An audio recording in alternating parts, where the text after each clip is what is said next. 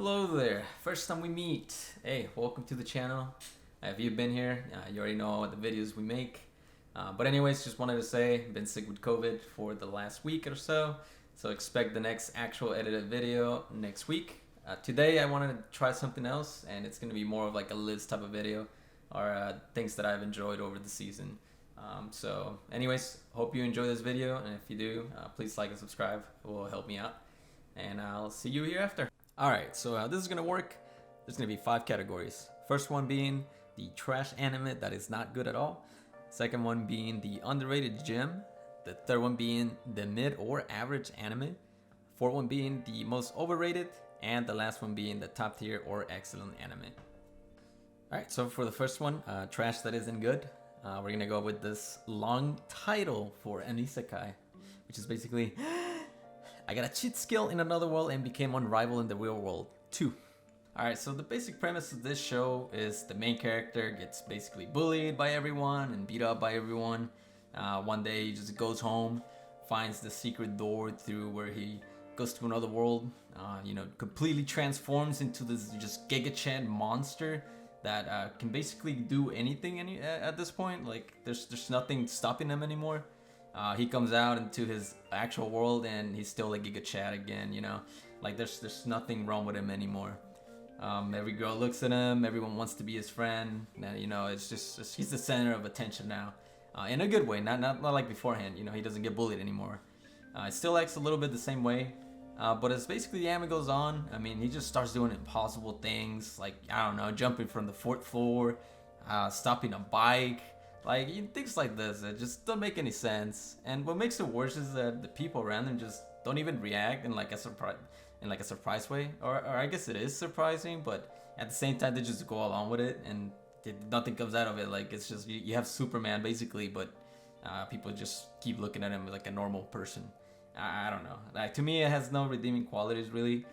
This is like something you would watch like if you couldn't find something else and you said, fuck it, why not?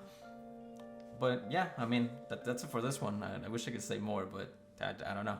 It's just super boring. I don't know. Anyways, alright, on to the next. Now, the second category, underrated gem.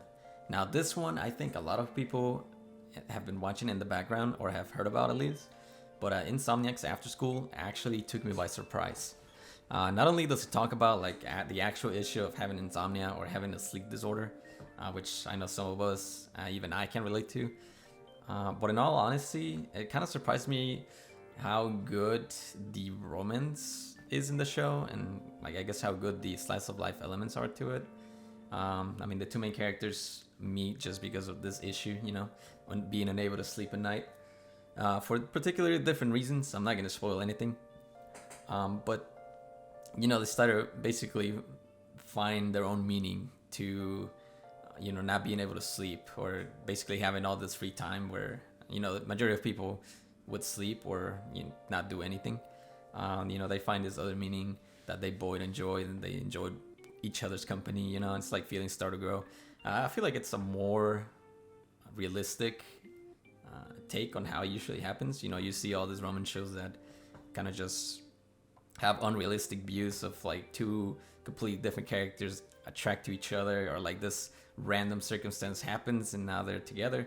But I feel like this keeps realistic. All the other characters around are actually, we'll say, enjoyable. They're obviously just there just as a sideshow, but they help establish a good story.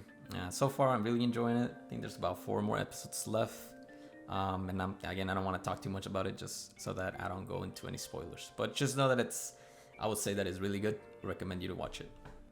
Alright, for the third category, mid or average, I'm gonna have to say Maslow, Muscles and Magic. The basic plot line is X character has to go to Magic Academy because he has no magic power. He gets found out, and in this world, you're supposed to, I guess, get rid of or get killed if you have no magic. Obviously, he having no magic, he has to make it appear as if he has magic. Thankfully, he has been training his whole life with just basically weights. So now he's like superpower. He's like a wannabe Saitama, he's just physical prowess is just top notch. There's nothing else I can say. Again, he gets to the school. He has to quote unquote learn magic, but obviously he can't. So he gets targeted by people, and then it's just like a basic plot line that you've seen countless of times before, with any season really, or plenty of anime out there that have this type of thing. I'll say the few things I do like that kind of make it stand out is it has some good comedy moments. Like he uses quote unquote like I guess I could call it muscle magic, aka the show. Like for instance, like he'll do some type of magic and it's just him actually just running super fast. It's like hamstrings magic, or like he'll beat some dude up and he'll say like it's biceps magic. So I mean, again, it's like a nice show to pick up if you have the extra time. If not, I wouldn't worry too much about it, and then watch it later on if you actually think you missed something. Alright, and now for the overrated category, which I think a lot of people are gonna hate me for this and just for saying it out loud, but this one has to go to Demon Slayer. I feel like every time there's a new season, like the whole fandom just goes crazy, and I just repeat every time that it's out there.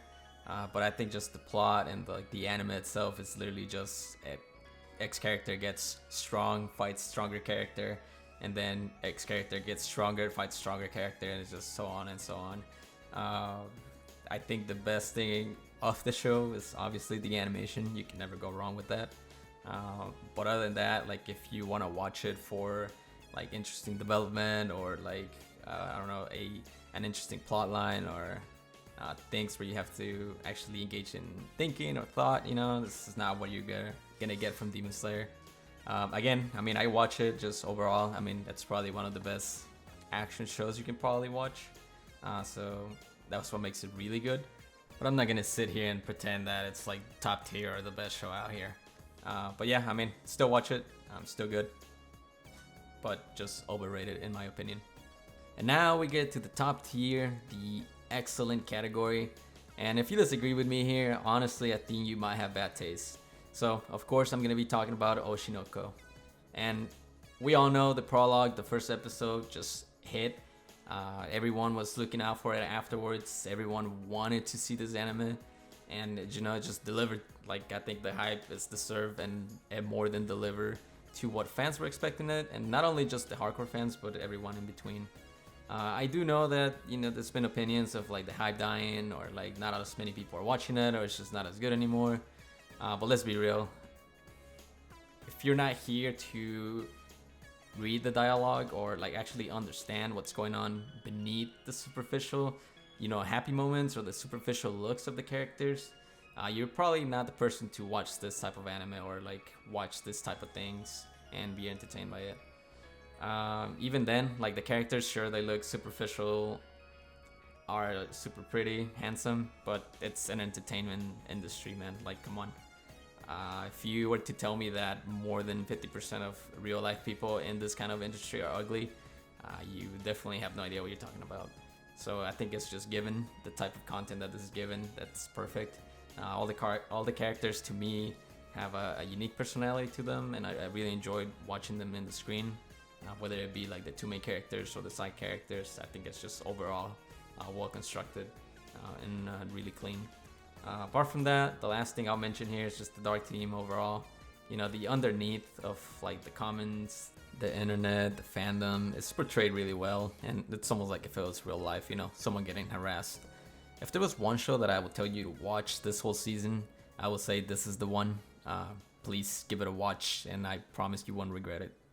But that's it for now. If you enjoyed the video, please like. And if you enjoyed the content we make, please feel free to subscribe. But I'll see you here next week.